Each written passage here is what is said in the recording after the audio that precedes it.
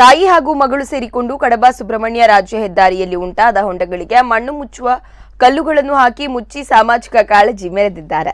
ಉಪ್ಪಿನಂಗಡಿ ಸಮೀಪದ ಪೆರಿಯಡ್ಕದ ಕಿಂಡೂವಿನಲ್ಲಿ ರಸ್ತೆಯಲ್ಲಿ ಉಂಟಾಗುವ ಗುಂಡಿಗಳನ್ನು ಸ್ಥಳೀಯ ಆಶಾ ಕಾರ್ಯಕರ್ತೆಯೂ ಆಗಿರುವ ಅನಂತಾವತಿ ಮತ್ತು ತಾಯಿ ಸೇಸಮ್ಮ ಸೇರಿಕೊಂಡು ಮಣ್ಣು ಮತ್ತು ಕಲ್ಲುಗಳನ್ನು ಹಾಕಿ ಮುಚ್ಚಿದ್ದಾರೆ. ಸಾಮಾನ್ಯವಾಗಿ ಪ್ರತಿ ವರ್ಷವೂ ಈ ಜಾಗದಲ್ಲಿ ಮಳೆಗಾಲದಲ್ಲಿ ಹೊಂಡಗಳು ನಿರ್ಮಾಣವಾಗುತ್ತದೆ ಹಾಗೂ 3 ವರ್ಷಗಳಿಂದ ಅನೇಕ ಬಾರಿ ಅಪಘಾತಗಳಾಗಿ ಸಾವು ನೋವು ಕೂಡ ಸಂಭವಿಸಿದೆ. ಅನಂತಾವತಿ ಅವರ ಮನೆಯು ಇಲ್ಲೇ ಸಮೀಪದಲ್ಲಿದ್ದು ಇಲ್ಲಿ ಹಲವಾರು ಅಪಘಾತಗಳನ್ನು ಅವರು ಕಂಡಿದ್ದಾರೆ. ಇಂತಹ ಘಟನೆಗಳು ಮುಂದೆ ಸಂಭವಿಸದಿರಲಿ ಎಂದು ತಮ್ಮಿಂದ ಆಗುವ ಸೇವೆ ಮಾಡುತ್ತಿದ್ದಾರೆ.